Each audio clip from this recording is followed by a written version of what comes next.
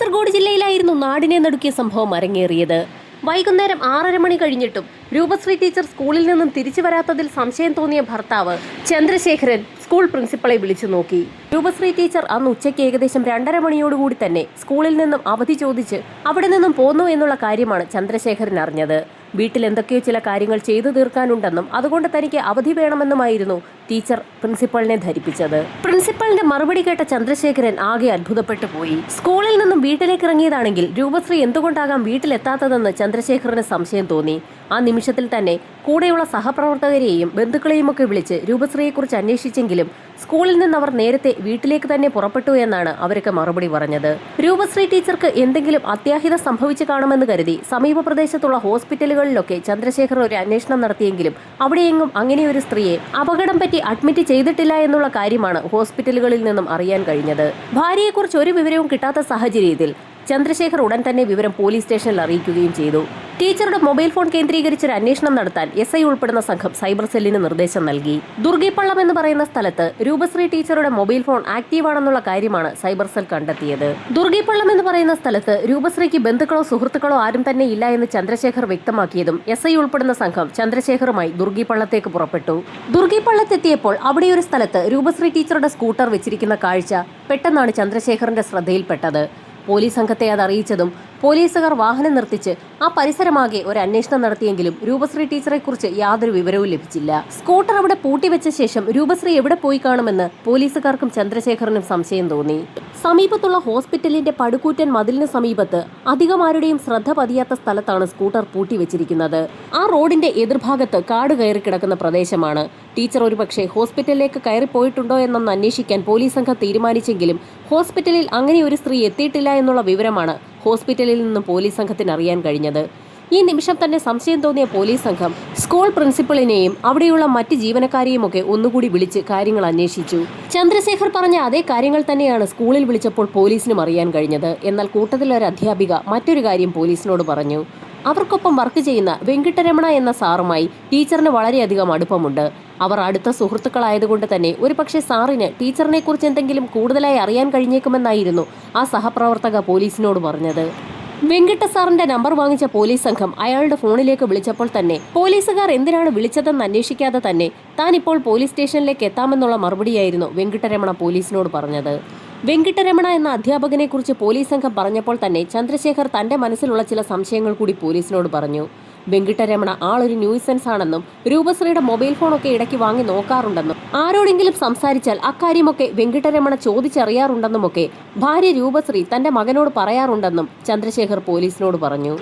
Teacher സ്കൂളിൽ നിന്നിറങ്ങിയ സമയം മനസ്സിലാക്കിയ പോലീസ് സംഘം സമീപ പ്രദേശത്തുള്ള CCTV ദൃശ്യങ്ങളൊക്കെ കളക്ട് ചെയ്യാൻ തന്നെ തീരുമാനിച്ചു. ഉച്ചയ്ക്ക് ഏകദേശം 2:45 ടീച്ചർ സ്കൂളിൽ നിന്നിറങ്ങുന്നതും സ്കൂട്ടറിൽ കയറി സമീപത്തുള്ള റോഡിലൂടെ പോകുന്നതുമായിട്ടുള്ള വിഷ്വൽസ് ഒക്കെ സമീപ പ്രദേശത്തുള്ള കടകളിൽ നിന്നും പോലീസ് സംഘം ശേഖരിച്ചു. ഇടയ്ക്ക് വെച്ച് ടീച്ചറും സ്കൂട്ടറും CCTVയിൽ നിന്നും മിസ്സിംഗ് ആണ്. CCTV ഫൂട്ടേജ് കൃത്യമായി ഫോളോ ചെയ്താൽ ടീച്ചർ എങ്ങോട്ടേക്കാണ് പോയതെന്ന് കണ്ടെത്താൻ കഴിയുമെന്ന് പോലീസ് സംഘത്തിന് ഉറപ്പായി. ഈ സമയത്തായിരുന്നു വെങ്കിട്ടരമണ സർ സ്റ്റേഷനിലേക്ക് എത്തിയത്. ടീച്ചറും താനും അടുത്ത സുഹൃത്തുക്കളാണെന്നും ടീച്ചർ എവിടേക്ക് പോയാലും തന്നോട് പറഞ്ഞിട്ടാണ് പോകാറുള്ളതെന്നും എന്നാൽ ടീച്ചർ മിസ്സിംഗ് ആയ ദിവസം ഉച്ചയ്ക്ക് താൻ ലീവ് എടുത്തതുകൊണ്ടാണ് ടീച്ചർ എവിടേക്കാണ് പോയതെന്ന് അറിയാൻ കഴിയാതെ പോയതെന്നുമൊക്കെ വെങ്കിട്ട സാർ പോലീസിന് മൊഴി നൽകി. രൂപശ്രീ ടീച്ചർ മിസ്സിംഗ് ആണെന്ന് സഹപ്രവർത്തകർ പറഞ്ഞറിഞ്ഞതിനെ തുടർന്നാണ് താൻ സ്റ്റേഷനിലേക്ക് നേരിട്ടെത്തി വിവരങ്ങൾ അന്വേഷിച്ചതെന്നുകൂടി വെങ്കിട്ട സാർ പോലീസിന് മൊഴി നൽകി. ഉച്ചയ്ക്ക് ശേഷം ലീവ് എടുത്ത് വെങ്കിട്ട സാർ എവിടെ പോയതായിരുന്നു എന്ന് പോലീസ് സംഘം അയാളോട് ചോദിച്ചു. താനൊരു പൂജാരിയാണെന്നും ചില മാന്ത്രിക വിദ്യകളൊക്കെ തനിക്ക് വശമുണ്ടെന്നും പല സ്ഥലത്തും തന്നെ പൂജ ചെയ്യുന്നതിന് വേണ്ടി വിളിക്കാറുണ്ടെന്നും അത്തരം കർമ്മങ്ങൾ നടത്താനുള്ള സമയങ്ങളിൽ സ്കൂളിൽ നിന്നും ലീവ് എടുത്ത ശേഷം താൻ പോകാറുണ്ടെന്നുമൊക്കെ വെങ്കിട്ടരമണ പോലീസിന് മൊഴി നൽകി. വെങ്കിട്ട പറയുന്ന കാര്യങ്ങളൊക്കെ സത്യമാണെന്നും അയാൾ ഒരു പൂജാരിയാണെന്നും കൂടെയുണ്ടായിരുന്ന പോലീസുകാർ SIയോട് പറയുകയും ചെയ്തു. ചന്ദ്രശേഖറിന്റെയും വെങ്കിട്ടരമണയുടെയും ഒക്കെ മൊഴി രേഖപ്പെടുത്തിയ പോലീസ് സംഘം അവരെ സ്റ്റേഷനിൽ നിന്നും വിട്ടയച്ചു. അതിനുശേഷം പോലീസുകാർ അവരുടേതായ രീതിയിൽ അന്വേഷണം നടത്തുകയും ചെയ്തു. 2 ദിവസം തകൃതിയായി അന്വേഷണം നടത്തിയെങ്കിലും രൂപശ്രീ ടീച്ചറെക്കുറിച്ച് ഒരു വിവരവും പോലീസിന് ലഭിച്ചില്ല. എന്നാൽ 3-ാം നാൾ പോലീസിനെ തേടി മറ്റൊരു വാർത്തയെത്തി. കോയിപ്പാടി കടൽ തീരത്ത് നഗ്നയായ ഒരു സ്ത്രീയുടെ ഡെഡ് ബോഡി അടിഞ്ഞിട്ടുണ്ടെന്നുള്ള വാർത്തയാണ് പോലീസ് സംഘത്തെ തേടിയെത്തിയത്. പോലീസ് സംഘം അവിടെ എത്തിയപ്പോഴേക്കും പ്രദേശമാകെ ആളുകളെ കൊണ്ട് നിറഞ്ഞിരുന്നു. ആ കാഴ്ച കണ്ട് പോലീസ് സംഘം ഉൾപ്പെടെ നടുങ്ങിപ്പോയി. ആ സ്ത്രീയുടെ തല മൊട്ടയടിച്ച നിലയിലായിരുന്നു. വസ്ത്രങ്ങളില്ലാതെ തല മുണ്ടനം ചെയ്ത നിലയിൽ കടൽ തീരത്തേക്ക് അടിച്ചു കയറിയിരിക്കുന്ന സ്ത്രീയുടെ ഡെഡ് ബോഡി രൂപശ്രീ ടീച്ചറുടേത് തന്നെയെന്ന് പോലീസ് തിരിച്ചറിഞ്ഞു. ടീച്ചറുടെ ഭർത്താവ് ചന്ദ്രശേഖരനെ ഉടൻ തന്നെ പോലീസ് സംഘം അവിടേക്ക് വിളിച്ചു വരുത്തി.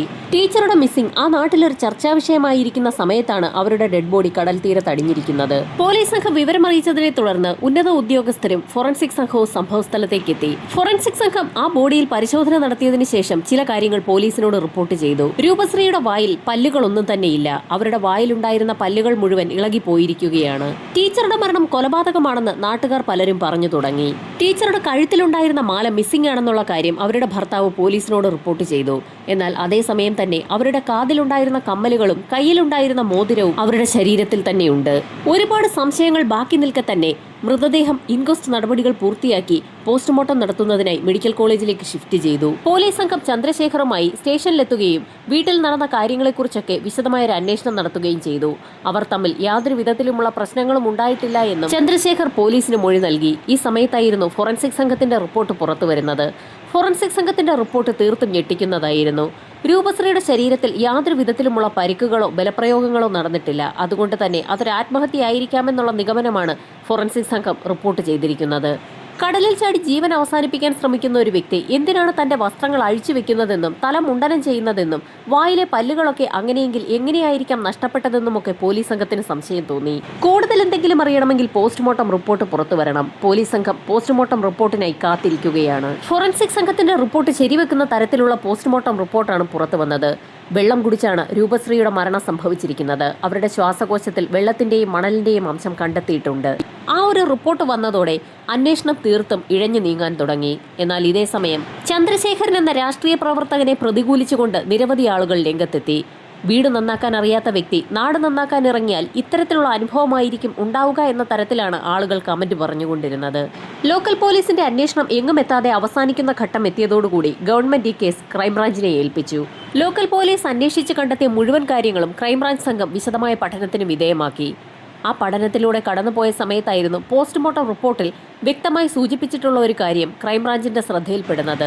ടീച്ചറുടെ ശരീരത്തിൽ ഒരു തരത്തിലുമുള്ള ബലപ്രയോഗത്തിന്റെയോ മർദ്ദനമേറ്റതിന്റെയോ പാടുകളില്ലാത്ത സാഹചര്യത്തിൽ പോലും ടീച്ചറുടെ 2 ഷോൾഡറിന് സമീപത്തും വാഹനത്തിന്റെ ടയർ പതിഞ്ഞതിന്റെ എല്ലാ ലക്ഷണങ്ങളും ഉണ്ടായിരുന്നു. 2 ടയറുകൾക്കിടയിൽ അവരുടെ ശരീരം ഞെരുങ്ങിയിരുന്നു എന്ന് പറയുന്നതാകും സത്യം. അതിനു പുറമെ മറ്റൊരു സൂചന കൂടി പോസ്റ്റ്മോർട്ടം റിപ്പോർട്ടിലുണ്ടായിരുന്നു.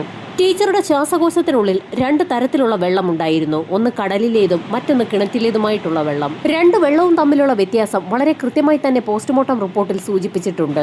കടലിലേക്ക് ചാടിയ ടീച്ചറുടെ ശ്വാസകോശത്തിനുള്ളിൽ എങ്ങനെയാണ് കിണറ്റിലെ വെള്ളം വന്നതെന്ന് പോലീസ് സംഘത്തിന് സംശയം തോന്നി. ഏകദേശം 2:50 സംഭവം നടന്ന ദിവസം ടീച്ചർ സ്കൂളിൽ നിന്ന് ഇറങ്ങിയിരിക്കുന്നത്. പോസ്റ്റ്മോർട്ടം റിപ്പോർട്ട് അനുസരിച്ച് വൈകുന്നേരം 4 മണിക്കും 6 മണിക്കും ഇടയിലുള്ള സമയത്താണ് ടീച്ചറിന്റെ മരണം സംഭവിച്ചിരിക്കുന്നത്. വസ്ത്രങ്ങൾ കരയിൽ അഴിച്ചുവെച്ച ശേഷം കടലിലേക്ക് ചാടിയതാണെങ്കിൽ വസ്ത്രങ്ങൾ കരയിൽ എവിടെയെങ്കിലും കാണണം. ടീച്ചറിന്റെ വസ്ത്രങ്ങളൊന്നും തന്നെ കരയിൽ നിന്ന് കണ്ടെത്താൻ പോലീസ് സംഘത്തിന് കഴിഞ്ഞതുമില്ല. ഒന്നോ ഒന്നിലധികം ആളുകളോ ചേർന്ന് രൂപശ്രീ ടീച്ചറെ കൊലപ്പെടുത്തിയതാണെന്നുള്ള ഒരു നിഗമനത്തിലേക്കാണ് ക്രൈംബ്രാഞ്ച് സംഘം എത്തിയത്. ക്രൈംബ്രാഞ്ച് സംഘം അന്വേഷണത്തിന്റെ ഭാഗമായി വീണ്ടും രൂപശ്രീയുടെ ഭർത്താവ് ചന്ദ്രശേഖറെ പോലീസ് സ്റ്റേഷനിലേക്ക് വിളിച്ചു വരുത്തുകയും ഒന്നുകൂടി കാര്യങ്ങളൊക്കെ ചോദിച്ച് മനസ്സിലാക്കുകയും ചെയ്തു. അതിനു പുറമെ അവരുടെ മകനെ കൂടി സ്റ്റേഷനിലേക്ക് വിളിച്ചു വരുത്തി ചോദ്യം ചെയ്തു. തന്റെ അമ്മ രൂപശ്രീ തന്നോട് പറഞ്ഞിട്ടുള്ള മുഴുവൻ കാര്യങ്ങളും മകൻ പോലീസിന് മുൻപാകെ വെളിപ്പെടുത്തി. വെങ്കിട്ടരമണ എന്ന അധ്യാപകന് തന്റെ അമ്മ രൂപശ്രീയുടെ മേൽ ഒരു അധികാര മനോഭാവം ഉണ്ടായിരുന്നു എന്നും അവരുടെ മൊബൈൽ ഫോൺ പലപ്പോഴും വെങ്കിട്ടരമണ കയ്യിൽ വാങ്ങിക്കുകയും പരിശോധിക്കുകയും ചെയ്തിട്ടുണ്ടെന്നുമൊക്കെ ആ മകൻ പോലീസിന് മൊഴി നൽകി. രൂപശ്രീയുടെ വാട്സപ്പ് ചാറ്റുകൾ നോക്കുന്നത് വെങ്കിട്ടരമണയുടെ ഒരു ശീലമായിരുന്നു. പലപ്പോഴും അതിനെതിരെ രൂപശ്രീ പ്രതികരിച്ചിട്ടുമുണ്ടെന്ന് മകനോട് പറഞ്ഞിട്ടുണ്ട്. അതിനു പുറമെ മറ്റ് ചില കാര്യങ്ങൾ കൂടി അവരുടെ മകൻ പോലീസിന് മുൻപാകെ മൊഴി നൽകി. രൂപശ്രീ എവിടെയെങ്കിലും പോയാൽ എവിടേക്കാണ് പോയത്, ആർക്കൊപ്പമാണ് പോയത്, എത്ര നേരം അവിടെ ചെലവിട്ടു തുടങ്ങിയ കാര്യങ്ങളൊക്കെ വെങ്കിട്ടരമണയ്ക്ക് അറിയേണ്ടിയിരുന്നത് നിർബന്ധമായിരുന്നു എന്നും അയാൾ അതൊക്കെ ചോദിച്ച് മനസ്സിലാക്കിയിരുന്നു എന്നും അമ്മ രൂപശ്രീ പറഞ്ഞതായി മകൻ പോലീസിന് മൊഴി നൽകി. മകൻ പറഞ്ഞ കാര്യങ്ങളെക്കുറിച്ച് പോലീസ് സംഘം സ്കൂളിലുള്ള മറ്റ് അധ്യാപകരോടുകൂടി ഒരു അന്വേഷണം നടത്തി. വെങ്കിട്ടരമണ എല്ലാ സമയത്തും രൂപശ്രീ ടീച്ചർക്ക് പിന്നാലെ വാലുപോലെ നടക്കാറുണ്ടെന്നും ആ ടീച്ചർ എന്തൊക്കെ ചെയ്യണം ചെയ്യണ്ട എന്നുള്ള കാര്യങ്ങൾ തീരുമാനിക്കുന്നത് അയാളാണെന്നുമൊക്കെ മറ്റുള്ള സ്റ്റാഫുകളും പോലീസിന് മൊഴി നൽകി. സ്റ്റാഫുകളും ടീച്ചറിന്റെ മകനും നൽകിയ മൊഴി അനുസരിച്ച് വെങ്കിട്ടരമണയെ കസ്റ്റഡിയിലെടുത്തൊന്ന് ചോദ്യം ചെയ്യാൻ തന്നെ ക്രൈംബ്രാഞ്ച് സംഘം തീരുമാനിച്ചു. സ്റ്റേഷനിലെത്തിയ വെങ്കിട്ടരമണയെ ക്രൈംബ്രാഞ്ച് സംഘം ചോദ്യം ചെയ്യുന്നതിനിടയിൽ ഫോറൻസിക് സംഘം അതിവിദഗ്ധമായി വെങ്കിട്ടരമണയുടെ വാഹനത്തിനകം പരിശോധിക്കുകയായിരുന്നു. വാഹനത്തിനകം ഫോറൻസിക് സംഘം വിശദമായ പരിശോധനയ്ക്ക് വിധേയമാക്കുകയും അതോടൊപ്പം തന്നെ വാഹനത്തിന്റെ ടയറുകൾ കൂടി പരിശോധിക്കുകയും ചെയ്തു. കാറിനകം മുഴുവൻ അരിച്ചു പറക്കിയെങ്കിലും ഫോറൻസിക് സംഘത്തിന് ആദ്യഘട്ടത്തിൽ ഒന്നും തന്നെ ലഭിച്ചില്ല. ഈ സമയത്തായിരുന്നു കാറിന്റെ ഡിക്കിക്കുള്ളിലെ കാർപ്പറ്റ് ഒന്ന് മാറ്റി നോക്കി പരിശോധന നടത്താൻ ഫോറൻസിക് സംഘം തീരുമാനിച്ചത്. കാർപ്പറ്റ് മാറ്റിയ നിമിഷത്തിൽ തന്നെ നടുക്കുന്ന ഒരു കാഴ്ചയാണ് ഫോറൻസിക് സംഘം കണ്ടത്. സ്ത്രീകളുടേതെന്ന തരത്തിലുള്ള നീളമുള്ള തലമുടികൾ കട്ടകട്ടയായി കാർപ്പറ്റിനടിയിൽ കിടക്കുന്നു. ഈ തലമുടി ആരുടേതാണെന്നുള്ള ചോദ്യത്തിന് തനിക്കറിവില്ല എന്നുള്ള ഉത്തരമായിരുന്നു വെങ്കിട്ടരമണ പോലീസുകാർക്ക് നൽകിയത്. എന്നാൽ ഈ തലമുടി ആരുടേതാണെന്ന് DNA പരിശോധനയിലൂടെ തങ്ങൾ തന്നെ കണ്ടെത്തുന്ന സാഹചര്യത്തിൽ ശിക്ഷ കൂടുതൽ കടുക്കാനാണ് സാധ്യതയെന്ന് ക്രൈംബ്രാഞ്ച് ഉദ്യോഗസ്ഥൻ പറഞ്ഞതോടെ വെങ്കിട്ടരമണയുടെ മുഖം ആകെ വിളറി വെളുത്തു. പോലീസിന്റെ കർക്കശമായ ചോദ്യം ചെയ്യലുകൾക്ക് മുൻപിൽ പല കാര്യങ്ങളും വെങ്കിട്ടരമണ പറഞ്ഞു തുടങ്ങി. രൂപശ്രീ എന്ന ടീച്ചറിനെ വെങ്കിട്ടരമണയ്ക്ക് ഒരുപാട് ഇഷ്ടമായിരുന്നു. അവർ മറ്റുള്ള ആളുകളോട് സംസാരിക്കുന്നത് പോലും അയാൾക്ക് സഹിക്കാൻ കഴിയുമായിരുന്നില്ല. രൂപശ്രീ തന്റെ ഭർത്താവ് ചന്ദ്രശേഖരനോട് സംസാരിക്കുന്നതിന് മാത്രമായിരുന്നു വെങ്കിട്ടരമണ എതിർക്കാതെയിരുന്നത്. സ്കൂളിൽ അധ്യാപകനായിരിക്കുന്ന സമയത്ത് തന്നെ പൂജാരിയും മന്ത്രവാദിയും കൂടിയാണ് വെങ്കിട്ടരമണ. ഈ സമയത്തായിരുന്നു വെങ്കിട്ടരമണ മറ്റൊരു സ്കൂളിൽ തന്നെ നേരിടേണ്ടി വരുന്നത്. വെങ്കിട്ടരമണയുടെ സ്കൂളിലും ഡിവിഷന്റെ പ്രശ്നം അലട്ടിക്കൊണ്ടിരിക്കുകയായിരുന്നു. സ്വാഭാവികമായും കുട്ടികൾ കുറയുന്ന സാഹചര്യത്തിൽ ഡിവിഷൻ കുറഞ്ഞു കഴിഞ്ഞാൽ ഏറ്റവും ജൂനിയറായിട്ടുള്ള അധ്യാപകൻ പുറത്തു പോകേണ്ടി വരും. അതുകൊണ്ട് തന്നെ സ്കൂളിലെ പ്രശ്നങ്ങൾ ഇല്ലാതാക്കുന്നതിനും വീടിന്റെ ഐശ്വര്യത്തിനുമായി ഒരു നാരീപൂജ ചെയ്യണമെന്നുള്ളത് വെങ്കിട്ടരമണയുടെ കുറെ നാളായിട്ടുള്ള ആഗ്രഹമാണ്. ഒരു സ്ത്രീയെ നഗ്നയാക്കി പൂജയിൽ പങ്കെടുപ്പിച്ചാൽ എല്ലാ കാര്യങ്ങളും സാധിക്കുമെന്നുള്ളതായിരുന്നു വെങ്കിട്ടരമണയുടെ വിശ്വാസം. അയാളുടെ ജോലി പോകത്തുമില്ല, വീടിന് ഐശ്വര്യം വർദ്ധിക്കുകയും ചെയ്യും. തന്റെ പൂജയ്ക്ക് തീർത്തും അനുയോജ്യയായ ഒരു സ്ത്രീയെ കണ്ടെത്തുന്നതിന് വെങ്കിട്ടരമണ ശ്രമം നടത്തിക്കൊണ്ടിരിക്കുകയാണ്. തന്റെ പൂജയ്ക്ക് അനുയോജ്യയായ സ്ത്രീ തന്നെയാണ് രൂപശ്രീ ടീച്ചർ എന്നുള്ളത് വെങ്കിട്ടരമണ നേരത്തെ തന്നെ തീരുമാനിച്ച കാര്യമാണ്. ടീച്ചറെ എങ്ങനെയെങ്കിലും അനുനയിപ്പിച്ച് തന്റെ വീട്ടിലെത്തിച്ച് പൂജ നടത്തിയാൽ കാര്യം നടക്കുമെന്ന് തന്നെ വെങ്കിട്ടരമണ ഉറച്ചു വിശ്വസിച്ചു. അതിനുവേണ്ടിയായിരുന്നു ടീച്ചറുമായി പതിവിൽ കവിഞ്ഞ ഒരടുപ്പമുണ്ടാക്കാൻ വെങ്കിട്ടരമണ ശ്രമിച്ചുകൊണ്ടിരുന്നത്. വെങ്കിട്ടരമണ തന്നോട് കാണിക്കുന്ന അധികാര മനോഭാവങ്ങളൊക്കെ ടീച്ചർ തന്റെ മകനോട് പറയുന്നതും പതിവായിരുന്നു. വെങ്കിട്ടരമണയുമായി നല്ലൊരു അടുപ്പം സൂക്ഷിക്കുമ്പോഴും അയാളുടെ ഉള്ളിലിരിപ്പ് മനസ്സിലാക്കാൻ ടീച്ചർക്ക് കഴിഞ്ഞതുമില്ല. അങ്ങനെയായിരുന്നു സംഭവം നടന്ന ദിവസം ഒരു അത്യാവശ്യ കാര്യമുണ്ടെന്നും തന്റെ വീട്ടിലേക്കൊന്ന് വരണമെന്നും വെങ്കിട്ടരമണ ടീച്ചറിനോട് ആവശ്യപ്പെട്ടതും ടീച്ചർ സ്കൂളിൽ നിന്നും പെർമിഷൻ വാങ്ങിക്കൊണ്ട് അവിടെ നിന്നും വെങ്കിട്ടരമണയുടെ വീട്ടിലേക്ക് ഇറങ്ങി തിരിച്ചതും. വെങ്കിട്ടരമണ പറഞ്ഞതനുസരിച്ചായിരുന്നു ടീച്ചർ ഹോസ്പിറ്റലിന് സമീപം വരെ സ്കൂട്ടറിലെത്തിയത്. ആ ഹോസ്പിറ്റലിന് വെളിയിൽ ഒരു കാറിൽ ടീച്ചറെ കാത്തുകൊണ്ട് വെങ്കിട്ടരമണ കാത്തുകിടക്കുന്നുണ്ടായിരുന്നു. സ്കൂട്ടർ അവിടെ ഒതുക്കിയതിനു ശേഷം തന്റെ കാറിൽ കയറാൻ വെങ്കിട്ടരമണ ടീച്ചറോട് ആവശ്യപ്പെട്ടപ്പോൾ തന്നെ ടീച്ചർ കാറിന്റെ പിൻസീറ്റിലേക്ക് കയറി. ഒരധ്യാപകനൊപ്പം ടീച്ചർ കാറിൽ കറങ്ങി നടക്കുന്നത് മറ്റാരെങ്കിലും കണ്ടാൽ തെറ്റിദ്ധാരണയ്ക്കിടയാക്കുമെന്ന് കരുതി ടീച്ചർ പിൻസീറ്റിൽ ചരിഞ്ഞു കിടക്കുകയും ചെയ്തു. അതുകൊണ്ട് തന്നെയാണ് CCTV വിഷ്വൽസ് പരിശോധിച്ചപ്പോൾ വെങ്കിട്ടരമണയുടെ കാറിൽ ടീച്ചറിനെ പോലീസ് സംഘത്തിന് കണ്ടെത്താൻ കഴിയാതെ പോയത്. വെങ്കിട്ടരമണയുടെ വീടിന്റെ കോമ്പൗണ്ടിനകത്തേക്ക് അയാളുടെ കാർ കയറിയതിനു ശേഷമാണ് ടീച്ചർ തല ഉയർത്തിയിരുന്നത്. ആരും കാണാതെ തന്നെ ടീച്ചറും വെങ്കിട്ടരമണയും വെങ്കിട്ടരമണയുടെ വീടിനുള്ളിലേക്ക് കയറിപ്പോയി. വീടിനുള്ളിൽ കയറി അല്പനിമിഷത്തിനകം തന്നെ വെങ്കിട്ടരമണ തന്റെ ആവശ്യം ടീച്ചറെ അറിയിച്ചു. സ്കൂളിൽ ഡിവിഷൻ പോകാൻ സാധ്യതയുള്ളതുകൊണ്ട് തന്നെ വെങ്കിട്ടരമണയുടെയും ടീച്ചറിന്റെയും ജോലി പോകാൻ സാധ്യതയുണ്ടെന്നും പോസ്റ്റ് പോകാതിരിക്കുന്നതിനായി ടീച്ചർ ഒരു നാരീപൂജയ്ക്ക് തയ്യാറാകണമെന്നും പൂജയുടെ ഭാഗമായി വസ്ത്രങ്ങളൊന്നും ഇല്ലാതെ തന്നെ പീഠത്തിലിരിക്കണമെന്നും വെങ്കിട്ടരമണ ടീച്ചറിനെ അറിയിച്ചു. വെങ്കിട്ടരമണയുടെ ആവശ്യം കേട്ട് നടുങ്ങിപ്പോയ ടീച്ചർ ഒരു കാരണവശാലും അത്തരത്തിലൊരു പൂജയ്ക്ക് താൻ തയ്യാറല്ല എന്ന് വെങ്കിട്ടരമണയെ അറിയിച്ചു. അത് പിന്നീട് ഒരു വഴക്കാവുകയും ഇരുവരും തമ്മിൽ വലിയ സംഘർഷമുണ്ടാവുകയും ചെയ്തു. സംഘർഷത്തിനൊടുവിൽ ദേഷ്യം വന്ന വെങ്കിട്ടരമണ സമീപത്തുണ്ടായിരുന്ന വെള്ളം നിറച്ചു വെച്ചിരുന്ന ഒരു ഡ്രമ്മിലേക്ക് ടീച്ചറിന്റെ തല പിടിച്ച് മുക്കുകയും ചെയ്തു. ഏതാനും നിമിഷങ്ങൾക്കകം തന്നെ ടീച്ചർ നിശ്ചലയായി. ജീവനോടെ ഇരിക്കുന്ന സമയത്ത് നഗ്ന നാരീപൂജയ്ക്ക് ടീച്ചർ സമ്മതിച്ചില്ല എങ്കിൽ പിന്നീട് എന്ത് ചെയ്യണമെന്നുള്ള കാര്യത്തിൽ വെങ്കിട്ടരമണയ്ക്ക് ഉറച്ച തീരുമാനമുണ്ടായിരുന്നു. അതുകൊണ്ട് തന്നെയാണ് ഒരു പക്ഷേ ടീച്ചർ സമ്മതിക്കാതെ വരുന്ന സാഹചര്യത്തിൽ അവരെ കൊലപ്പെടുത്തുന്നതിന് വേണ്ടി ബക്കറ്റിലും ഡ്രമ്മിലുമൊക്കെ വെള്ളം നിറച്ച് വെങ്കിട്ടരമണ തന്റെ വീടിനുള്ളിൽ നേരത്തെ തന്നെ സൂക്ഷിച്ചു വെച്ചിരുന്നത്. ടീച്ചറെ നഗ്നയാക്കി നാരീപൂജയ്ക്ക് പീഠത്തിന് മുകളിൽ ഇരുത്തുന്നതിന് മുൻപ് മറ്റു ചില കാര്യങ്ങൾ കൂടി ചെയ്തു തീർക്കണം. ടീച്ചറിന്റെ തല മുക്കിപ്പിടിച്ച ഡ്രമ്മിനുള്ളിൽ ടീച്ചറിന്റെ തലമുടി കുറെ അധികം കൊഴിഞ്ഞു വീണിട്ടുണ്ട്. ആ ഡ്രമ്മിനുള്ളിൽ വെങ്കിട്ടരമണ കലർത്തിയിട്ടുള്ള കെമിക്കലിനെ തുടർന്നാണ് തലമുടി കൊഴിഞ്ഞു പോയത്. നേരത്തെ ഡ്രമ്മിനുള്ളിൽ ആ ദ്രാവകം തയ്യാറാക്കുന്ന സമയത്ത് വെങ്കിട്ടരമണയുടെ കയ്യിലുള്ള രോമം അതിലേക്ക് പൊഴിഞ്ഞു വീണത് അയാൾക്ക് നന്നായി അറിയാം. അത്രയ്ക്ക് വീര്യം കൂടിയ മിശ്രിതമാണ് ഡ്രമ്മിനുള്ളിൽ കലർത്തി വെച്ചിരുന്നത്. ഡ്രമ്മിനുള്ളിൽ വീണുപോയ ടീച്ചറിന്റെ തലമുടി ഒരു കമ്പ് ഉപയോഗിച്ച് ഡ്രമ്മിൽ നിന്ന് കോരിയെടുത്ത ശേഷം ആ തലമുടിയും ടീച്ചറിന്റെ വസ്ത്രങ്ങളും ഹോമകുണ്ടത്തിലേക്ക് ഇട്ട ശേഷം വെങ്കിട്ടരമണ പൂജ ആരംഭിച്ചു. പൂജാ സമയത്ത് ടീച്ചറുടെ മൃതദേഹം പീഠത്തിൽ ചാരി വെച്ചിരിക്കുകയാണ്. മൃതദേഹം താഴെ വീണ് പോകാതിരിക്കുന്നതിനായി വെങ്കിട്ടരമണയെ സഹായിക്കുന്നതിനായി സഞ്ജയ് എന്നൊരു സഹായി കൂടിയുണ്ട്. അവിടെ നടന്ന സംഭവവികാസങ്ങൾക്കെല്ലാം സാക്ഷിയായി സഞ്ജയ് ആ വീടിനുള്ളിൽ തന്നെ ഉണ്ടായിരുന്നു. ഏതെങ്കിലും കാരണവശാൽ പൂജയ്ക്ക് സമ്മതിക്കാതെ ടീച്ചർ ഇറങ്ങി ഓടുന്ന ഒരു ഘട്ടമുണ്ടായാൽ ആ സാഹചര്യത്തിൽ ഇടപെടുന്നതിനു വേണ്ടിയാണ് സഞ്ജയ്യെ നേരത്തെ തന്നെ തയ്യാറാക്കി ആ വീടിനുള്ളിൽ ഒളിപ്പിച്ചു നിർത്തിയിരുന്നത്. ഏകദേശം 40 മിനിറ്റോളം നീളുന്ന പൂജയാണ് വെങ്കിട്ടരമണ നടത്തിയത്. പൂജ അവസാന ഘട്ടത്തിലെത്തിയപ്പോൾ വെങ്കിട്ടരമണയ്ക്ക് ഒരു കാര്യം ഉറപ്പായി. ഒരു കാരണവശാലും ഇനി സ്കൂളിലെ ഡിവിഷൻ പോകുകയില്ല എന്നും, അഥവാ ഡിവിഷൻ പോയാൽ തന്നെ ടീച്ചറുടെ മരണം സംഭവിച്ച സാഹചര്യത്തിൽ തന്റെ ജോലി പോകാൻ സാധ്യതയില്ല എന്നും വെങ്കിട്ടരമണ ഉറപ്പിച്ചു. പൂജകൾ അവസാനിച്ചതോടുകൂടി ടീച്ചറുടെ മൃതദേഹം മറവ് ചെയ്യുന്നതിനുള്ള നടപടിക്രമങ്ങളിലേക്ക് വെങ്കിട്ടരമണയും സഹായി സഞ്ജയും കടന്നു. ടീച്ചറുടെ മൃതദേഹം കടലിൽ കൊണ്ട് തള്ളാൻ തന്നെയാണ് വെങ്കിട്ടരമണ തീരുമാനിച്ചിരുന്നത്. കാരണം ടീച്ചറെ മുക്കിക്കൊല്ലുന്നതിന് ഉപയോഗിച്ച ഡ്രമ്മിനുള്ളിൽ ഒരു പ്രത്യേക ലായനി കലർത്തിയിരുന്നു. ആ ലായനിയും കടലിലെ ഉപ്പുവെള്ളവുമായി ചേരുമ്പോൾ ടീച്ചറുടെ മുടി കൊഴിയാനും പല്ലുകൾ കൊഴിയാനും കാരണമാകും. അതുമാത്രവുമല്ല, മുഖം മുഴുവൻ വികൃതമാവുകയും ചെയ്യും. ഏതെങ്കിലും കാരണവശാൽ മൃതദേഹം തീരത്തടിയുന്ന സാഹചര്യത്തിൽ അത് ടീച്ചറാണെന്ന് തിരിച്ചറിയാൻ പോലും ആർക്ക് സാധിക്കുകയില്ല എന്ന് വെങ്കിട്ടരമണ ധരിച്ചു. ടീച്ചറിന്റെ നഗ്നമായ മൃതദേഹം വാഹനത്തിനുള്ളിലെ ഡിക്കിയിൽ 2 ടയറുകൾക്കിടയിലാണ് വെങ്കിട്ടരമണയും സഹായിയും ചേർന്ന് ഉറപ്പിച്ചു വെച്ചത്. മൃതദേഹം കടലിൽ കൊണ്ടുപോയി തള്ളുന്നതിനു വേണ്ടി ആ സംഘം അവിടെ നിന്ന് പുറപ്പെട്ടപ്പോഴായിരുന്നു വെങ്കിട്ടരമണയുടെ ഫോണിലേക്ക് അയാളുടെ ഭാര്യ വിളിച്ചത്. അവരൊരു സ്ഥലത്ത് നിൽക്കുകയാണെന്നും അവരെ വീട്ടിലേക്ക് എത്തിക്കണമെന്നുമായിരുന്നു ആവശ്യപ്പെട്ടത്. അതേ കാറിൽ തന്നെയായിരുന്നു വെങ്കിട്ടരമണ തന്റെ ഭാര്യ ടൗണിൽ നിന്നും വീട്ടിലെത്തിച്ചത്. വീട്ടിലെത്തിച്ച ശേഷം തനിക്കൊരു പൂജയുണ്ടെന്ന് പറഞ്ഞ് വെങ്കിട്ടരമണ സഹായിയെയും കൂട്ടി അവിടെ നിന്നും ഇറങ്ങുകയും ചെയ്തു. സ്ഥിരമായി പൂജയ്ക്ക് പോകാറുള്ളത് കൊണ്ട് തന്നെ അയാളുടെ ഭാര്യ സംശയിച്ചതുമില്ല. വെങ്കിട്ടരമണയും സഞ്ജയും കൂടി കടൽപ്പുറം ലക്ഷ്യമാക്കി വാഹനം ഓടിച്ചു. ഇതിനിടയിൽ വെങ്കിട്ടരമണയുടെ ഫോണിലേക്ക് നിരവധി കോളുകൾ വരാൻ തുടങ്ങി. രൂപശ്രീ ടീച്ചറെ കാണാനില്ല എന്ന് പറഞ്ഞുള്ള കോളുകളായിരുന്നു അവയൊക്കെ. ഒരു പൂജയുമായി ബന്ധപ്പെട്ട് ഉച്ച മുതൽ താൻ ലീവ് ആയതുകൊണ്ട് ടീച്ചറുടെ കാര്യം തനിക്ക് അറിവില്ല എന്നായിരുന്നു വിളിച്ച വ്യക്തികളോടൊക്കെ വെങ്കിട്ടരമണ പറഞ്ഞുകൊണ്ടിരുന്നത്.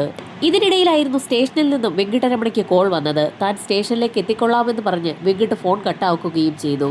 പിന്നീട് അതിവേഗം തന്നെ വെങ്കിട്ടരമണയും സഹായം കൂടി കടൽ തീരം ലക്ഷ്യമാക്കി നീങ്ങുകയും ആളൊഴിഞ്ഞ ഒരു ഭാഗത്ത് ഡെഡ് ബോഡി വലിച്ചെറിയുകയും ചെയ്തു. കണ്ണുതീർത്ത എന്ന പ്രദേശത്താണ് ഡെഡ് ബോഡി വലിച്ചെറിഞ്ഞത്. ഡെഡ് ബോഡി വലിച്ചെറിഞ്ഞതിനു ശേഷം ആരുടെയും ശ്രദ്ധയിൽപ്പെടാതെ തന്നെ അവർ ആ കടൽ തീരം വിട്ടുപോന്നു. സഞ്ജയെ ടൗണിലിറക്കിയ ശേഷം വെങ്കിട്ടരമണ സ്റ്റേഷനിലെത്തി ടീച്ചറിനെ കുറിച്ചുള്ള വിവരങ്ങൾ അന്വേഷിക്കുകയും ചെയ്തു. അങ്ങനെ നടന്ന സംഭവങ്ങൾ മുഴുവൻ വെങ്കിട്ടരമണ പോലീസിന് മുൻപാകെ തുറന്നു പറഞ്ഞു. ഇത്രയും കാര്യങ്ങൾ വെങ്കിട്ടരമണ തുറന്നു പറഞ്ഞപ്പോൾ പോലീസിനുണ്ടായിരുന്നത് മറ്റൊരു സംശയമായിരുന്നു. നഗ്ന നാരീപൂജ നടത്തിയാൽ എങ്ങനെയാണ് ഫലമുണ്ടാകുക എന്നത് താങ്കളോട് ആരാണ് പറഞ്ഞതെന്ന് SI ആ നിമിഷത്തിൽ തന്നെ വെങ്കിട്ടരമണയോട് ചോദിച്ചു. മന്ത്രതന്ത്ര വിദ്യകളൊക്കെ അറിയാവുന്ന തനിക്ക് അക്കാര്യം അറിയാമെന്നും അത് വശമുണ്ടെന്നുമൊക്കെ അയാൾ പോലീസിനോട് പറയുകയും ചെയ്തു. വെങ്കിട്ടരമണയുടെയും സഹായിയുടെയും അറസ്റ്റ് രേഖപ്പെടുത്തിയ പോലീസ് സംഘം അന്വേഷണം പൂർത്തിയാക്കി കുറ്റപത്രം കോടതിയിൽ സമർപ്പിച്ചു. ഇതിനിടയിൽ മാധ്യമങ്ങൾക്ക് മുൻപാകെ നിരവധി ചോദ്യങ്ങൾക്കാണ് ചന്ദ്രശേഖർ എന്ന രൂപശ്രീയുടെ ഭർത്താവ് ഉത്തരം നൽകേണ്ടി വന്നത്.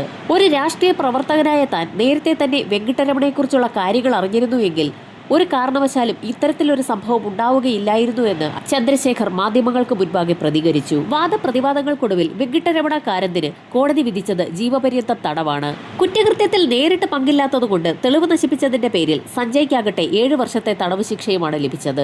ജോലി നഷ്ടപ്പെടാതിരിക്കാൻ പൂജ നടത്തിയ വെങ്കിട്ടരമണയുടെ ജോലി അറസ്റ്റിലായതോടുകൂടി പോവുകയും ചെയ്തു. ജീവപര്യന്തം ശിക്ഷയ്ക്കെതിരെ വെങ്കിട്ടരമണ കാരന്ത ഇപ്പോൾ ഹൈക്കോടതിയിൽ അപ്പീൽ നൽകിയിരിക്കുകയാണ്. ഹൈക്കോടതി വിധി എന്താണെന്നുള്ളത് വരും ദിവസങ്ങളിൽ തന്നെ അറിയാൻ സാധിക്കും.